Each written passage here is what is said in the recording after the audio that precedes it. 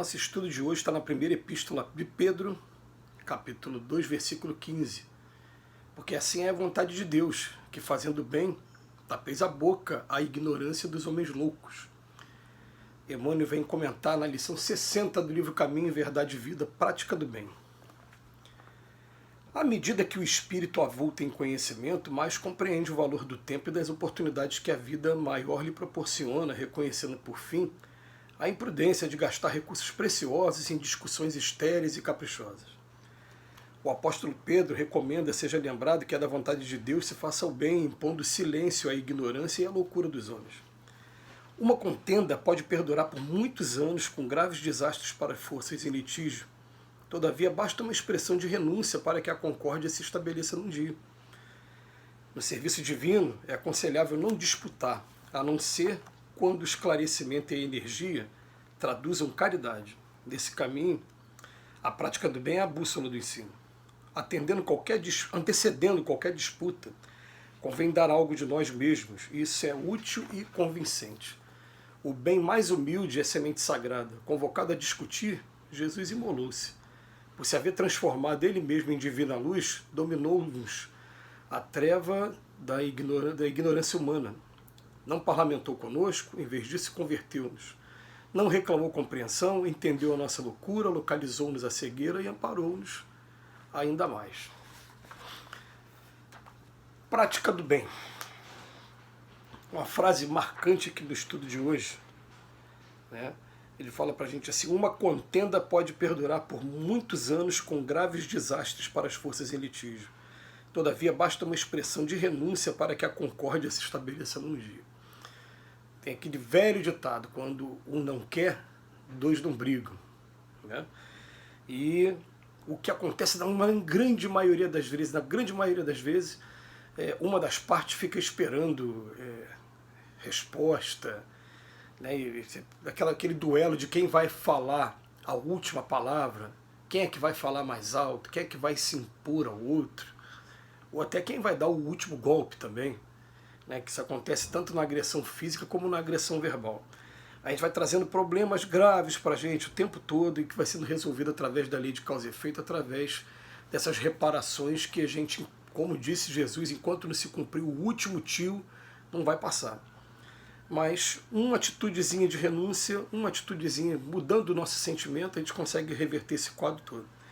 E ele vem falar nesse estudo de hoje sobre a prática do bem, que pegando um versículo de Pedro, que Pedro escreveu nas suas cartas, falando assim que para tapar a boca a ignorância dos homens loucos. Então, naturalmente, quando a gente lê esse versículo, ele está querendo dizer para a gente de uma espécie de defesa. A melhor maneira de se defender o quê? É contra-atacar? Qual é a melhor maneira da gente... Não, ele está falando que a melhor maneira é a gente estar praticando sempre o bem, estar deixando que o mal tente nos alcançar, ou até mesmo nos alcance, mas nunca revidar esse mal com o bem. Então ele começa falando para a gente, né, que à medida que o espírito ele vai evoluindo, ele vai compreendendo o valor do tempo, das oportunidades, e deixa de lado, né, as discussões estéreis, discussões caprichosas, discussões que a gente vai ver um querendo impor ao outro seu ponto de vista. A grande maioria das vezes é isso, um querendo impor ao outro. E no campo, então, principalmente no campo doutrinário, no campo religioso, então, é que essa disputa ela vai perder completamente. Ele até fala aqui no quarto parágrafo: no serviço divino é aconselhável não disputar, a não ser quando o esclarecimento e a energia traduzem caridade. Então, a gente sempre submeter que vale a pena eu realmente tomar esse caminho. Vamos lá, eu vou lembrar aqui de uma coisa, e lembro sempre com muito carinho disso. Me lembro sempre com muito carinho de uma pessoa que virou para mim certa vez e falou assim: você é espírita, né? E essa pessoa ela é da igreja presbiteriana, né? Então ela falou para mim assim: você é espírita, você tem o Evangelho segundo o Espiritismo? Eu falei: tem. Você pode me emprestar esse livro? Que eu tinha curiosidade de ver, que às vezes eu vejo o espírita falando tão bem sobre o Evangelho. Eu falei: o espírita estuda muito o Evangelho.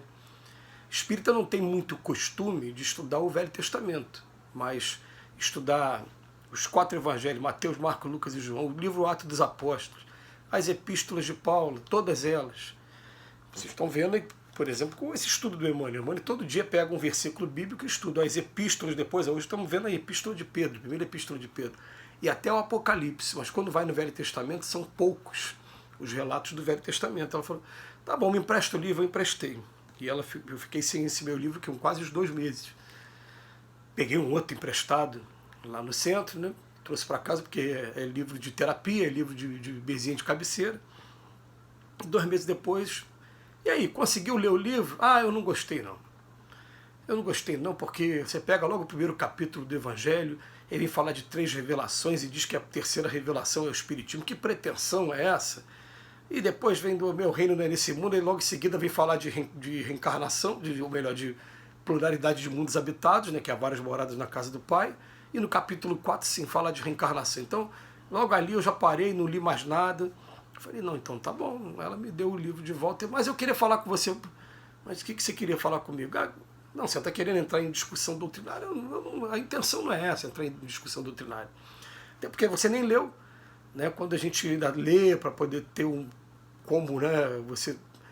É um costume, principalmente no meio jurídico, você ler tudo para você ter como se defender depois. Você falar assim, não, eu li realmente, eu não concordei com isso aqui, e apresentar as suas defesas. A gente vai perceber o seguinte, que até o próprio Allan Kardec, ele tinha todo o cuidado, o bom senso, e, acima de tudo, cuidado nas palavras dele. Mas ele respondia todas as indagações que chegavam até ele. Mas ele, de maneira nenhuma, você vai entrar em discussões estéreis e caprichosas, que é para um querer impor com o outro, não. Tem um capítulozinho no Evangelho que fala o dever. Eu gosto muito desse capítulo do dever, né? Ele está no capítulo 11, lá no Amar ao Próximo com a si mesmo. Ele fala, o dever começa onde eu devo respeitar o direito das pessoas, mas também termina onde eu exijo que respeitem o meu também. Então fique com sua crença e respeite o nosso direito de ter a nossa crença também. Né? Que a gente assim vai vivendo bem, sem um ficar impondo nada um para o outro. Então ele fala para a gente, quando for entrar nesse tipo de discussão, principalmente no serviço divino, desde que tenha caridade no meio, esteja sendo alguma coisa que vai fazer diferença, antecedendo qualquer disputa, convém dar algo de nós mesmos. Isso é útil e convincente. Que frase maravilhosa do Emmanuel. Né? O bem mais humilde, mais simples, é a semente sagrada. É claro que o Leopoldo Machado, ele fala para a gente, na nossa casa, o seguinte, que o maior bem que você pode fazer pelo ser humano é a iluminação de suas mentes. A caridade maior é a do estudo, das informações, dos esclarecimentos. Porque essas informações elas servem para a vida eterna. A gente sabe que saco vazio não para em pé, a pessoa precisa se alimentar, precisa se vestir, tudo bem. Mas essas informações que eles vão aprendendo, né, a gente vai aprendendo, a gente leva para toda a eternidade. Então ele fala que é o maior bem. Mas ao mesmo tempo, ele vem falar para a gente o seguinte, se for para efeito de caridade, vale a pena gastar energia. Se não for, está sendo aqui só para duelo de palavras, para querer convencer, querer dar a última... Não vale a pena, não entra nesse caminho. Porque ele bota aqui no final, vai lá, Jesus quando foi convocado a discutir, ele imolou-se. Né? Por se ter transformado ele próprio em divina luz, ele dominou-nos a treva da ignorância, ele não parlamentou com a gente, em vez disso converteu-nos, não pediu compreensão. Então, deixa do jeito que está. Tem aquela frase da década de 70 ainda, né? Viva e deixe viver, deixa a pessoa viver o momento dela, porque naturalmente Deus vai se encarregar de construir os caminhos para que ela daqui a pouco tome um caminho para conhecer a verdade, e a gente vai perceber o seguinte, existem vários caminhos diferentes, mas todos eles vão acabar levando a gente à verdade mais cedo ou mais tarde, e o que cabe a gente agora nesse momento, essa etapa evolutiva que a gente está vivendo agora, é a etapa de aprender a amar o próximo como a si mesmo. Enquanto a gente não aprender isso, a gente não vai evoluir, não vai caminhar. A gente precisa muito nesse momento aprender a amar ao próximo como a si mesmo, aprender a respeitar, se for fazer qualquer interferência, que seja interferência na caridade, não aquela de egoísmo, vaidade, orgulho de querer se impor. É a mensagem de Emmanuel de hoje. Mais uma vez a gente agradece do fundo do coração, que Jesus nos abençoe hoje e sempre.